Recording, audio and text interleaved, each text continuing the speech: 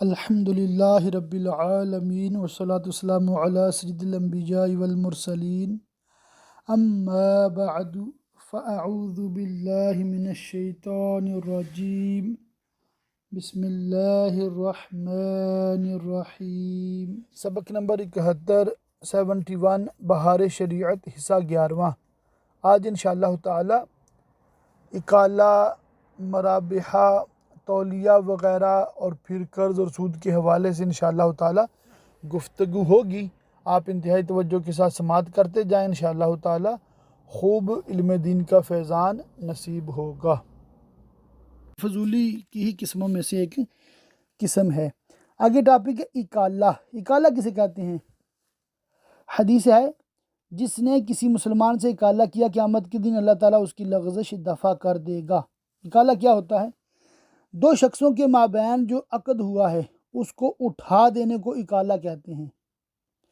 یہ لفظ کہ میں نے اکالہ کیا، چھوڑ دیا، فسخ کیا، یا دوسرے کے کہنے پر مبیع یا ثمن کا پھیر دینا اور دوسرے کا لے لینا اکالہ ہے۔ نکاح، طلاق، عتاق، ابراء کا اکالہ نہیں ہو سکتا۔ دونوں میں سے ایک اکالہ چاہتا ہے تو دوسرے کو منظور کر لینا، اکالہ کر دینا مستحب اور جو مستحق کے ثواب ہے۔ اکالہ میں دوسرے کا قبول کرنا ضروری ہے، یعنی تنہا ایک شخص اکالہ نہیں کر سکتا، اور یہ بھی ضرور ہے کہ قبول اسی مجلس میں ہو۔ لہٰذا اگر ایک نے اکالہ کے الفاظ کہے مگر دوسرے نے قبول نہیں کیا یا مجلس کے بعد کیا، اکالہ نہ ہوا۔ مثلا مشتری مبیع کو بائع کے پاس واپس کرنے کے لیے لایا، اس نے انکار کر دیا، اکالہ نہ ہوا۔ پھر اگر مشتری نے مبیع کو یہیں چھوڑ دیا اور بائع نے اس چیز کو استعمال بھی کر لیا، اب بھی اکالہ نہ ہوا۔ یعنی اگر مشتری ثمن واپس مانگتا ہے، یہ ثمن واپس کرنے سے انکار کر سکتا ہے، کیونکہ جب صاف طور پر انکار کر چکا ہے تو اکالہ نہیں ہوا۔ یوں ہی اگر ایک نے اکالہ کی درخواست کی، دوسرے نے کچھ نہ کہا اور مجلس کے بعد اکالہ کو قبول کرتا ہے، یا پہلے کوئی ایسا فعل کر چکا جس سے معلوم ہوتا ہے کہ اسے منظور نہیں، اس کے بعد قبول کیا تو قبول صحیح نہیں۔ اکالہ کی شرائط یہ ہیں: دونوں کا راضی ہونا، مجلس ایک ہونا، اگر بیع صرف کا اکالہ ہو تو اسی مجلس میں تقابض بدلین ہو، مبیع کا موجود ہونا شرط ہے، ثمن کا باقی رہنا شرط نہیں، مبیع ایسی چیز ہو جس میں خیار شرط، خیار روجت، خیار عیب کی وجہ سے بیع فسخ ہو سکتی ہے۔ اگر مبیع میں ایسی زیادتی ہو گئی ہو جس کی وجہ سے فسخ نہ ہو سکے تو اکالہ بھی نہیں ہو سکتا، بائع نے ثمن مشتری کو قبضہ سے پہلے ہبہ نہ کیا ہو۔ یعنی کہ اس کو آپ یوں سمجھ لیں کہ ایک شخص ہے، اس نے کوئی چیز خرید لی ہے اور اب وہ بیچارہ پچھتا رہا ہے خرید کر، وہ چاہ رہے بھی واپس کر دو، پیسے مجھے دے دو اور چیز اپنی لے لو، تو اس کو اکالہ کہتے ہیں، اور یہ مطلب اس کی رضامندی پہ ہے، اور حدیث میں تو یہ مطلب ایک ترغیب دلائی گئی ہے کہ اس طرح کر لینا چاہیے۔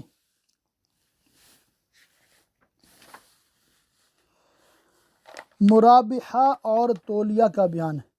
کبھی ایسا ہوتا ہے کہ مشتری میں اتنی ہوشیاری نہیں کہ خود واجبی قیمت پر چیز خریدے، لا محالہ اسے دوسرے پر بھروسہ کرنا پڑتا ہے کہ اس نے جن داموں میں چیز خریدی اتنے ہی دام دے کر اس سے لے لے، یا وہ کچھ نفع لے کر اس کو چیز دینا چاہتا ہے اور یہ اس کا اعتبار کر کے خرید لیتا ہے، کیونکہ مشتری جانتا ہے کہ بغیر نفع کے بائع نہیں دے گا، اور اگر اتنا نفع دے کر نہ لوں گا تو بہت ممکن ہے کہ دوسری جگہ مجھ کو زیادہ دام دینے پڑیں یا اس سے کام میں جو چیز نہ ملے گی، لہٰذا اس نفع دینے کو غنیمت سمجھتا ہے۔ اور بیع مطلق اور اس میں صرف اتنا ہی فرق ہے کہ یہاں اپنی خرید کے دام بتا کر اتنا ہی لینا چاہتا ہے یا اس پر نفع کی ایک معین مقدار زیادہ کرتا ہے، لہٰذا بیع مطلق کا جواز اس کا جواز ہے، چونکہ مشتری نے یہاں بائع پر اعتماد کیا ہے، لہٰذا یہاں بائع کو پورے طور پر سچائی اور امانت سے کام لینا ضروری ہے۔ خیانت بلکہ اس کے شبہ سے بھی احتراز لازم ہے۔ خیانت یا شبہ خیانت کا بھی عقد پر اثر پڑے گا، جیسا کہ اس باب کے مسائل سے واضح ہوگا۔ اس بیع کا جواز اس حدیث میں بھی ہے کہ جب حضور اقدس صلی اللہ علیہ وسلم نے ہجرت کا ارادہ فرمایا، حضرت ابوبکر صدیق رضی اللہ تعالیٰ عنہ نے 2 اونٹ خریدے۔ حضور صلی اللہ تعالیٰ علیہ وسلم نے ارشاد فرمایا، ایک کا میرے ہاتھ تولیہ کر دو۔ انہوں نے عرض کی، حضور کے لیے بغیر دام کے حاضر ہیں؟ ارشاد فرمایا، بغیر دام کے نہیں۔ نیز عبدالرزاق نے سعید بن المسیب رضی اللہ تعالیٰ عنہ سے روایت کی کہ نبی صلی اللہ علیہ وسلم نے تولیہ و اکالہ و شرکت سب برابر ہیں، ان میں حرج نہیں۔ جو چیز جس قیمت پر خریدی جاتی ہے اور جو کچھ مصارف اس کے متعلق کیے جاتے ہیں ان کو ظاہر کر کے اس پر نفع کی مقدار بڑھا کر کبھی فروخت کرتے ہیں، اس کو مرابحہ کہتے ہیں۔ اور اگر نفع کچھ نہیں لیا تو اس کو تولیہ کہتے ہیں، یعنی جتنے کی لی ہے اتنے کی دی ہے تو یہ تولیہ، اور اگر جتنے کے لیے اس پہ بڑھایا ہے، نفع لیا ہے، تو یہ مرابحہ۔ بالکل آسان ہے۔ جو چیز علاوہ بیع کے کسی اور طریقہ سے ملک میں آئی، اس کو کسی نے ہبہ کیا یا میراث میں حاصل ہوئی، وصیت کے ذریعہ سے ملی، اس کی قیمت لگا کر مرابحہ تولیہ کر سکتے ہیں۔ روپے اور اشرفی میں مرابحہ نہیں ہو سکتا۔ ایک اشرفی 15 روپے کو خریدی اور اس کو 1 روپیہ یکم بیش نفع لگا کر مرابحہ تن بیع کرنا چاہتا ہے، یہ جائز نہیں۔ مرابحہ یا تولیہ صحیح ہونے کی شرط یہ ہے کہ جس چیز کے بدلے میں مشتری اول نے خریدی ہے وہ مثلی ہو، تاکہ مشتری ثانی وہ ثمن قرار دے کر خرید سکتا ہو، اور اگر مثلی نہ ہو بلکہ قیمتی ہو تو یہ ضرور ہے کہ مشتری ثانی اس چیز کا مالک ہو۔ مرابحہ میں جو نفع قرار پایا اس کو معلوم ہونا ضروری ہے۔ ثمن سے مراد وہ ہے جس پر عقد واقع ہوا ہو۔ تو مرابحہ اور تولیہ یہ بالکل آسان موضوع ہے، ٹاپک ہے، اور اس میں کوئی مشکل چیز سمجھ میں نہیں آ رہی۔ مبیع اور ثمن میں تصرف کا بیان ہے۔ آگے ٹاپک ہے مسئلہ نمبر 1، جائیداد غیر منقولہ خریدی ہے، اس کو قبضہ کرنے سے پیشتر بیع کرنا جائز ہے، کیونکہ اس کا ہلاک ہونا بہت نادر ہے، اور اگر وہ ایسی ہو جس کے ضائع ہونے کا اندیشہ ہو تو جب تک قبضہ نہ کر لے بیع نہیں کر سکتا۔ مسئلہ نمبر 2، منقول چیز خریدی تو جب تک قبضہ نہ کر لے اس کی بیع نہیں ہو سکتی، اور ہبہ صدقہ کر سکتا ہے، رہن رکھ سکتا ہے، قرض عاریت دینا چاہے تو دے سکتا ہے۔ مسئلہ 3، منقول چیز یعنی کہ جو ایک جگہ سے دوسری جگہ لے جائی جا سکتی ہے، قبضہ سے پہلے بائع کو ہبہ کر دی اور بائع نے قبول کر لی تو بیع جاتی رہی، اور اگر بائع کی ہاتھ بیع کی تو یہ بیع صحیح نہیں، پہلی بیع بدستور باقی رہی۔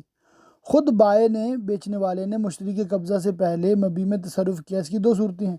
مشتری کے حکم سے اس نے تصرف کیا یا بغیر حکم۔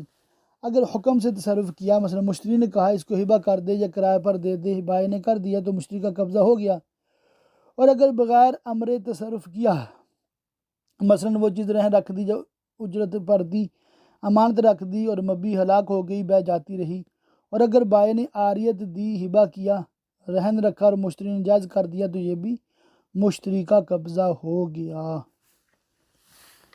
مطلب یہ ہے کہ جو بیچنے والا ہے نا، وہ خریدار کو چیز دے دے یا خریدار کے حکم پر کسی اور کو پکڑا دے تو اس طرح قبضہ ہو جاتا ہے، یعنی کہ خریدنے والے کی طرف سے اس کا وکیل قبضہ کر لے، یہ بھی اسی کا قبضہ قرار پائے گا۔ ثمن اور مبیع میں کمی بیشی ہو سکتی ہے، یہ ایک ٹاپک ہے۔ دین کی تعجیل کے حوالے سے ایک ٹاپک ہے۔ مسئلہ نمبر 22، مبیع میں اگر مشتری کمی کرنا چاہے اور مبیع از قبیل دین یعنی غیر معین ہو تو جائز ہے، اور معین ہو تو کمی نہیں ہو سکتی۔ بائع نے اگر عقد بیع کے بعد مشتری کو ادائے ثمن کے لیے مہلت دی، اس کے لیے میعاد مقرر کر دی، اور مشتری نے بھی قبول کر لی تو یہ دین میعادی ہو گیا، یعنی اس کی ڈیٹ فکس ہے، 1 مہینہ 2 مہینے بعد پیمنٹ ہونی ہے، یعنی بائع پر وہ میعاد لازم ہو گئی، اس سے قبل مطالبہ نہیں کر سکتا۔ ہر دین کا یہی حکم ہے کہ میعادی نہ ہو اور بعد میں میعاد مقرر ہو جائے تو میعادی ہو جاتا ہے۔ دین کی میعاد کبھی معلوم ہوتی ہے، فلاں مہینہ کی فلاں تاریخ، کبھی مجہول، مگر جہالت یسیرہ ہو تو جائز، مثلا جب کھیت کٹے گا، اور اگر زیادہ جہالت ہو، جب آندھی آئے گی یا پانی برسے گا، یہ بیع باطل ہے۔ دین کی میعاد کو شرط پر معلق بھی کر سکتے ہیں، مثلا ایک شخص پر 1000 روپے ہیں، اسے دین کہتا ہے کہ اگر 500 روپے کل ادا کر دو تو باقی 500 کے لیے 6 ماہ کی مہلت ہے۔ بعض دین میں میعاد مقرر بھی کی جائے تو میعادی نہیں ہوتے۔ قرض جس کو دستگردان کہا جاتا ہے یہ میعادی نہیں ہو سکتا، یعنی مقروض نے اگر کوئی میعاد مقرر کر بھی دی ہو تو وہ میعاد اس پر لازم نہیں، جب چاہے مطالبہ کر سکتا ہے۔ یہ ایک شخص نے دوسرے کو 10 روپے ادھار دیے ہیں، 1 مہینے بعد اس نے کہا میں پیمنٹ کر دوں گا، تو یہ اپنے 10 روپے کبھی بھی مانگ سکتا ہے۔ اور دوسری چیز کہ اس نے ایک چیز اس کو 10 روپے میں بیچی اور یہ کہا کہ بھی 1 مہینے بعد پیمنٹ ہوگی، تو اب یہ پہلے اس کی ادائیگی کا مطالبہ نہیں کر سکتا۔ تو ان دونوں میں یہ مطلب فرق ہے۔ آگے ٹاپک ہے قرض کا بیان۔ سب سے پہلے اس کی تعریف پڑھ لیتے ہیں انشاءاللہ تعالی، باقی اس کے مسائل تو آسان ہیں۔ جو چیز قرض لی جائے اس کا مثلی ہونا ضروری ہے، یعنی ماپ کی چیز ہو یا تول کی چیز ہو یا گنتی کی ہو، مگر گنتی کی چیز میں شرط یہ ہے کہ اس کے افراد میں زیادہ تفاوت نہ ہو، زیادہ فرق نہ ہو، جیسے انڈے، اخروٹ، بادام۔ اور اگر گنتی کی چیز میں تفاوت زیادہ ہو جس کی وجہ سے قیمت میں اختلاف ہو، جیسے آم، امرود، ان کو قرض نہیں دے سکتے۔ یوں ہی ہر قیمتی چیز جیسے جانور، مکان، زمین، ان کا قرض دینا صحیح نہیں۔ قرض کا حکم یہ ہے کہ جو چیز لی گئی ہے اس کی مثل ادا کی جائے، لہٰذا جس کی مثل نہیں قرض دینا صحیح نہیں۔ جس چیز کو قرض لینا جائز نہیں، اگر اس کو کسی نے قرض لیا اس پر قبضہ کرنے سے مالک ہو جائے گا، مگر اسے نفع اٹھانا حلال نہیں۔ مگر اس کو بیع کرے گا تو بیع صحیح ہو جائے گی۔ اس کا حکم ویسا ہی ہے جیسے بیع فاسد میں مبیع پر قبضہ کر لیا کہ واپس کرنا ضروری ہے، مگر بیع کر دے گا تو بیع صحیح ہے۔ مسئلہ نمبر 3 ہے، کاغذ کو قرض لینا جائز ہے جبکہ اس کی نوع اور صفت کا بیان ہو جائے اور اس کو گنتی کے ساتھ لیا جائے اور گن کر دیا جائے، مگر آج کل تھوڑے سے کاغذوں میں خرید و فروخت تو قرض میں گن کر دیتے ہیں۔ زیادہ مقدار یعنی ریموں میں وزن کا اعتبار ہوتا ہے، یعنی مثلا اتنے پاؤنڈ کارم عرف میں تختے نہیں گنتے، اس میں حرج نہیں۔ مسئلہ نمبر 4 ہے، روٹیوں کو گن کر بھی قرض لے سکتے ہیں اور تول کر بھی۔ گوشت وزن کر کے قرض لیا جائے گا۔ تو اسی طرح پھر آگے مختلف چیزوں کی تفصیلات بیان کرتے ہیں کہ کون سی چیز کس طرح خریدنی بیچنی چاہیے۔ مسئلہ نمبر 13 ہے، قرض دار نے قرض پر قبضہ کر لیا، اس چیز کا مالک ہو گیا۔ فرض کرو ایک چیز قرض لی تھی اور ابھی خرچ نہیں کی ہے کہ اپنی چیز آ گئی، مثلا روپیہ قرض لیا تھا اور روپیہ آ گیا، یا آٹا قرض لیا تھا پکنے سے پہلے آٹا پس کر آ گیا۔ اب قرض دار کو یہ اختیار ہے کہ اس کی چیز رہنے دے اور اپنی چیز سے قرض ادا کرے، یا اس کی ہی چیز دے دے جس نے قرض دیا ہے۔ وہ نہیں کہہ سکتا کہ میں نے جو چیز دی تھی وہ تمہارے پاس موجود ہے، میں وہی لوں گا۔ مطلب کامن سینس مسئلہ ہے کہ اگر آپ نے کسی کو 1000 روپے کا پرانا نوٹ دیا ہے، ٹھیک ہے، اور دوسرے بندے کے پاس اس سے بھی پرانا نوٹ ہے،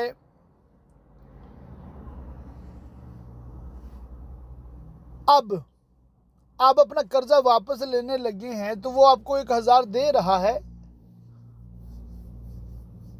جو اس سے بھی پرانا نوٹ ہے، مگر وہ چلتا ہے ٹھیک، مارکیٹ میں چلتا ہے، کوئی مسئلہ نہیں ہے، 1000 ہی کا چلتا ہے۔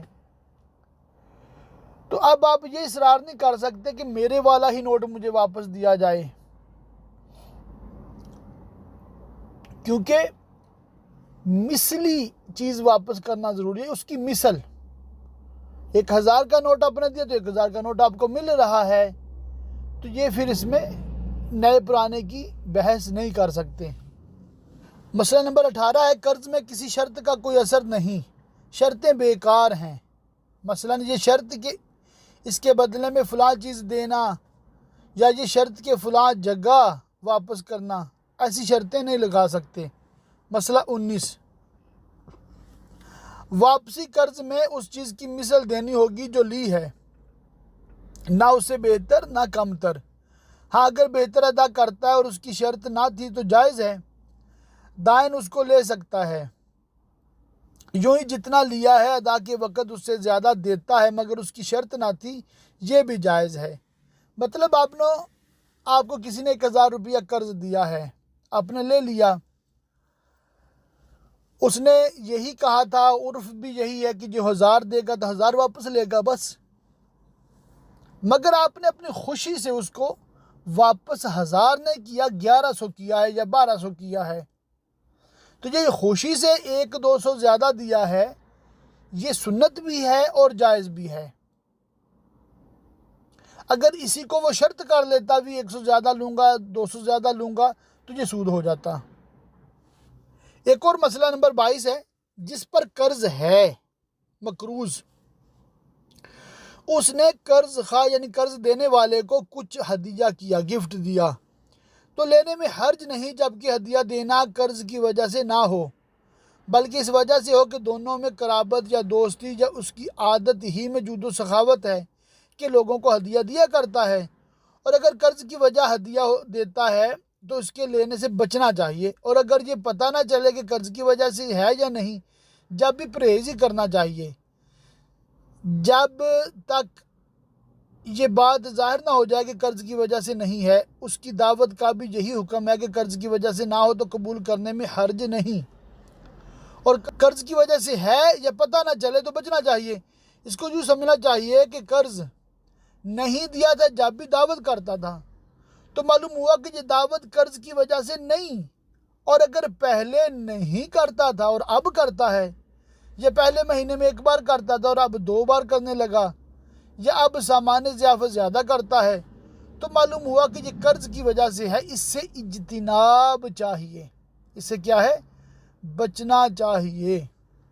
آگے ایک ٹاپک ہے تنگ دست کو مہلت دینے یا معاف کرنے کی فضیلت، اس پر پھر احادیث مبارکہ یہاں پر ہیں، اور دین نہ ادا کرنے کی مذمت پر بھی احادیث مبارکہ یہاں پر مذکور ہیں۔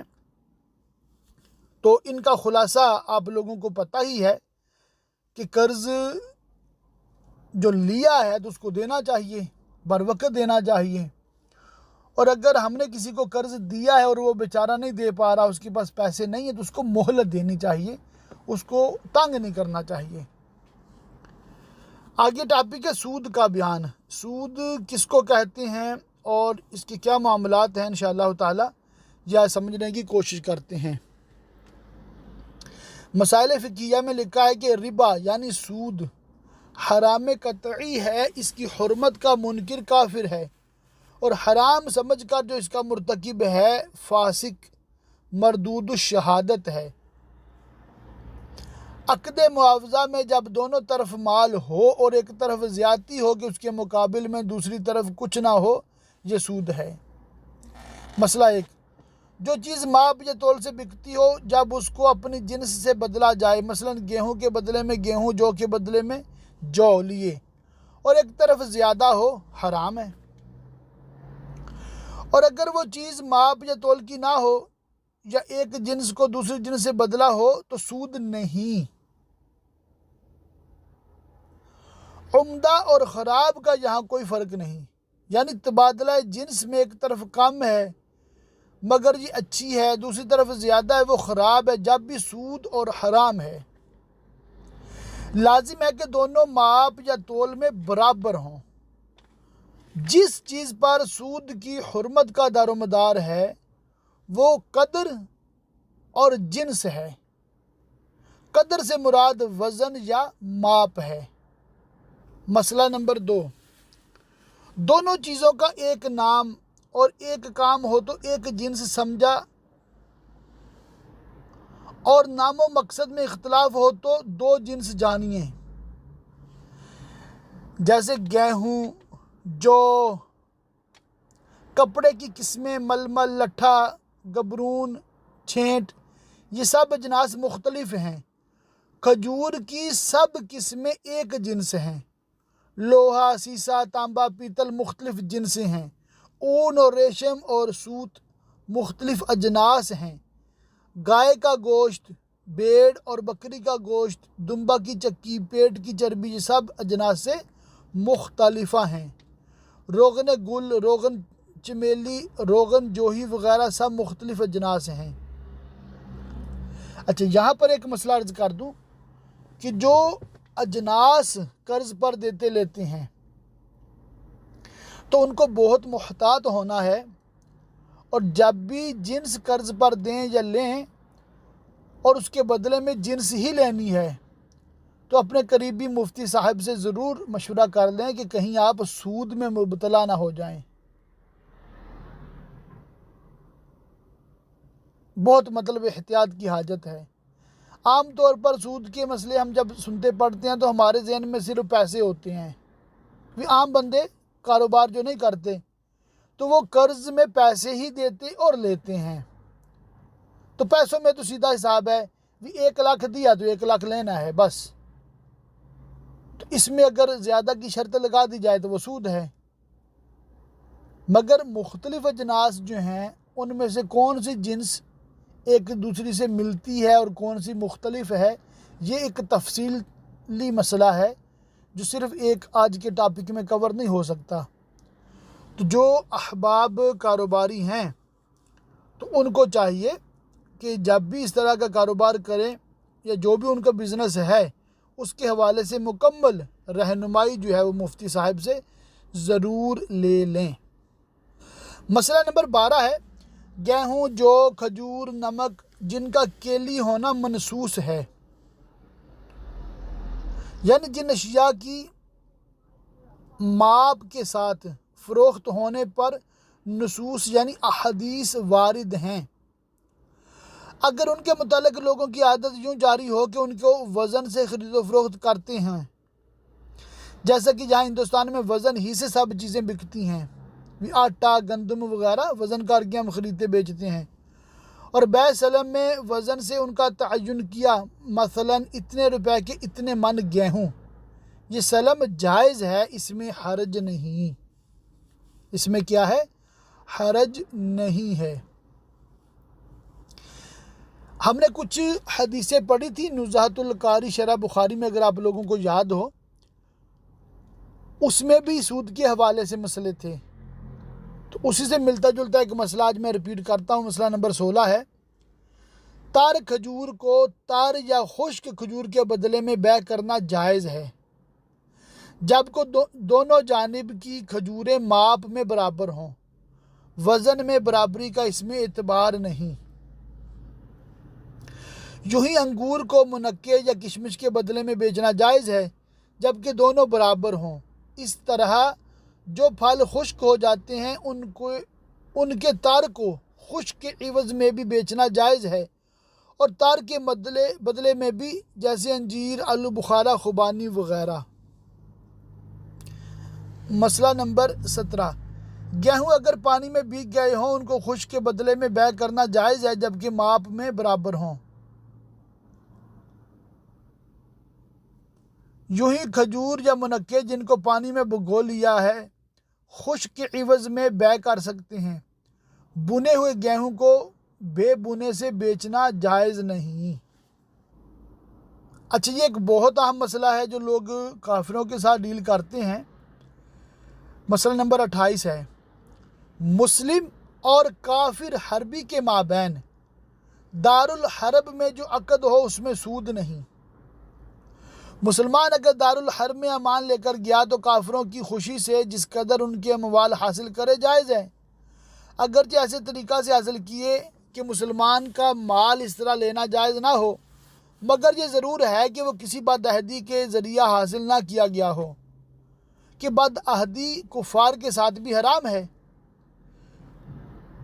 مثلا کسی کافر نے اس کے پاس کوئی چیز امانت رکھی اور یہ دینا نہیں چاہتا، یہ بدعہدی ہے اور درست نہیں۔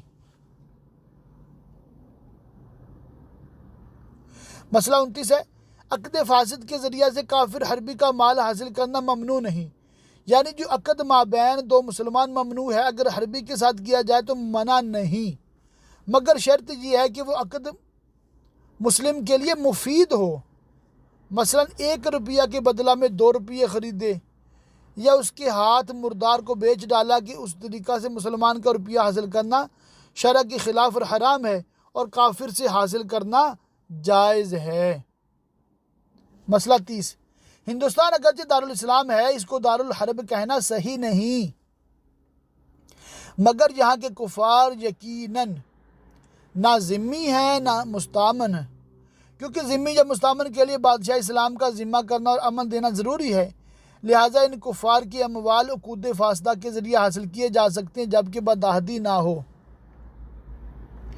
تو یہی مسئلہ پاکستان کے لیے بھی علماء نے بیان کیا ہے کہ یہاں کے کفار بھی ذمی نہیں ہیں، حربی ہیں، تو چاہے دارالحرب ہو یا دارالاسلام، دونوں صورتوں میں کافر چونکہ حربی ہے، تو اس کو اگر آپ نے 1 لاکھ روپیہ دیا اور شرط لگا لی کہ 1 لاکھ قرضہ دیا ہے آپ کو اور میں نے 1.5 لاکھ واپس لینا ہے 1 سال بعد، تو اس سے جو نفع لے رہے ہیں یہ مسلمان سے لیتے تو سود ہوتا، کافر سے لے رہے ہیں، اس کی مرضی سے لے رہے ہیں، تو یہ بالکل جائز ہے۔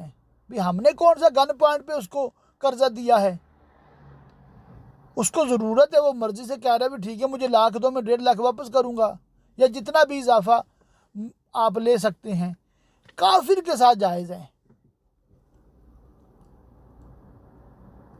اور دوسری صورت کہ آپ نے کافر سے قرض لیا ہے اور آپ اس کو زیادہ دیتے ہیں، یہ بھی سود نہیں ہے مگر اس کو نفع دینا جائز نہیں ہے۔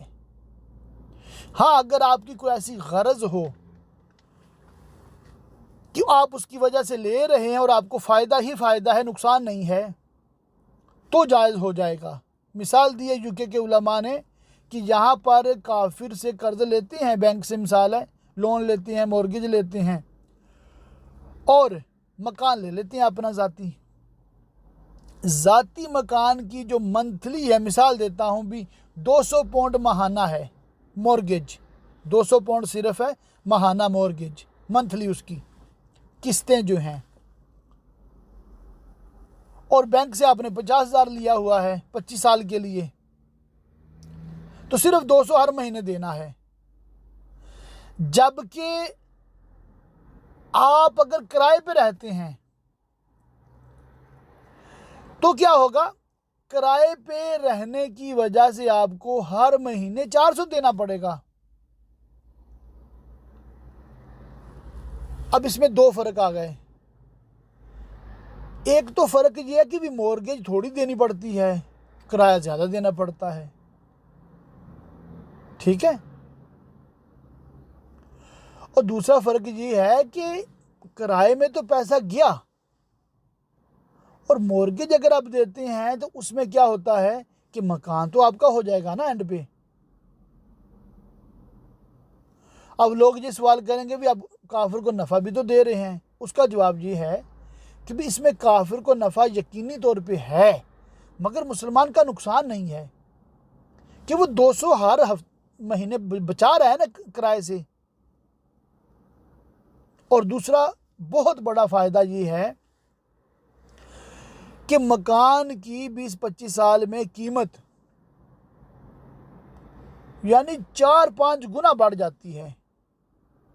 میں ذاتی مثال دیتا ہوں، ہمارا ایک مکان تھا یہاں پر، وہ 7,000 پاؤنڈ کا لیا تھا اور تقریباً 15 سال بعد بکا ہے 49,000 پاؤنڈ کا، تقریباً 7 گنا قیمت اس کی بڑھ گئی۔ تو یوں اگر پراپرٹی لیتے ہیں اور اس میں زیادہ فائدہ ہی فائدہ ہے، اور ضرورت کا مکان تو ہر ایک کو چاہیے، تو کرایہ دینے کی بجائے اگر آپ مورگیج دیتے ہیں تو یہ سود نہیں ہے، کیونکہ کافر اور مسلم کے درمیان معاملہ ہے، اور اس میں چونکہ مسلمان کا نفع ہے تو یہ کرنا بھی جائز قرار دیا ہے علماء نے۔ تو یہ تفصیل میں نے آپ کو ضمناً بیان کی ہے کہ بعض اوقات آپ مسائل کتابوں میں پڑھتے ہیں،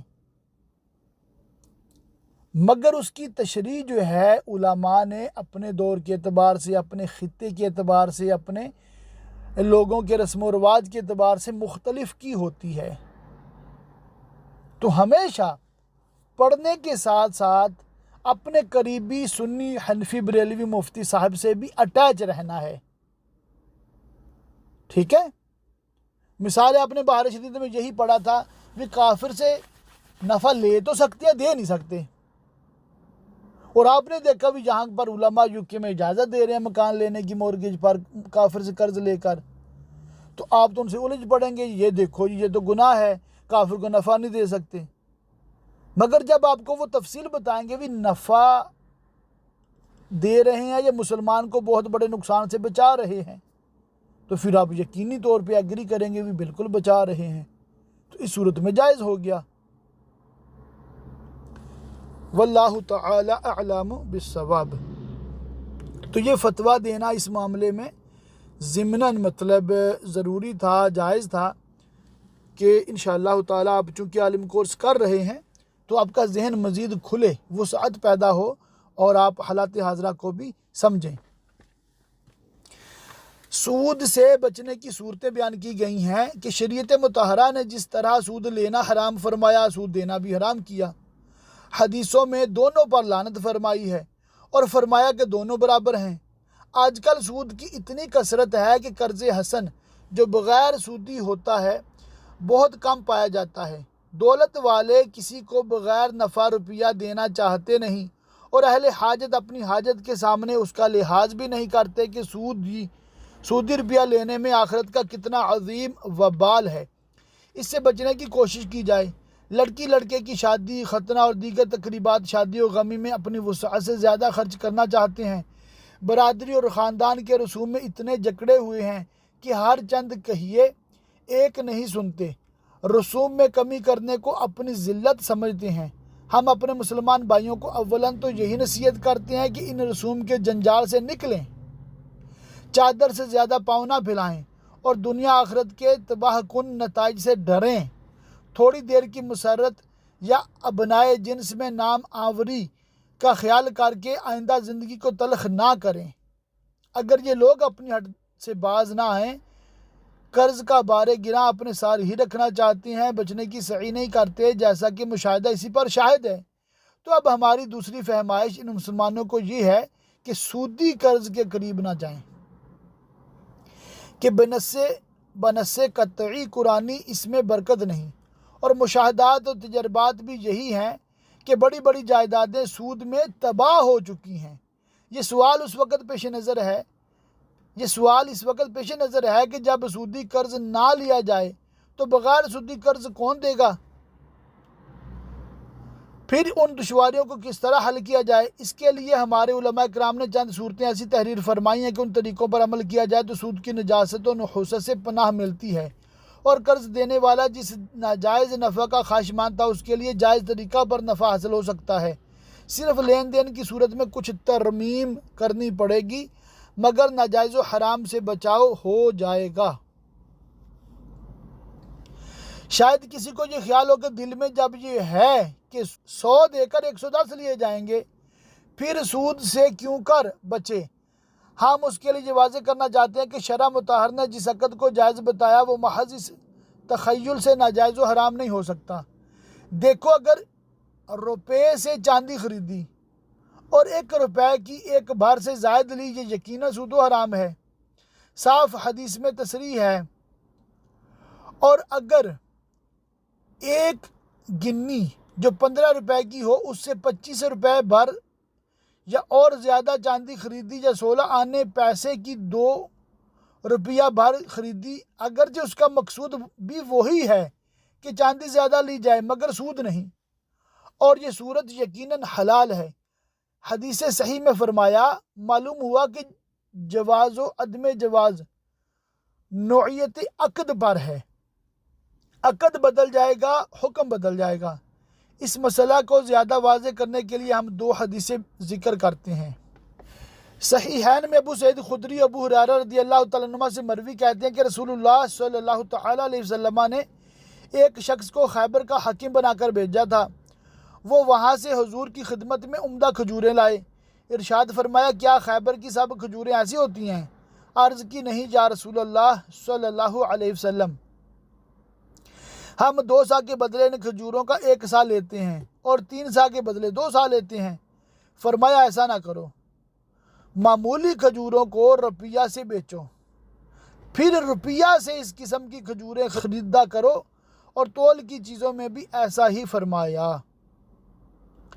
صحیحین میں ابو سعید خدری سے مروی بلال رضی اللہ تعالیٰ عنہ نبی صلی اللہ علیہ وسلم کی خدمت میں برنی کھجوریں لائے۔ ارشاد فرمایا، کہاں سے لائے؟ عرض کی، ہمارے جہاں خراب کھجوریں تھیں، ان کے 2 سا کو ان کے 1 سا کے عوض میں بیچ ڈالا۔ ارشاد فرمایا، افسوس، یہ تو بالکل سود ہے، یہ تو بالکل سود ہے، ایسا نہ کرنا۔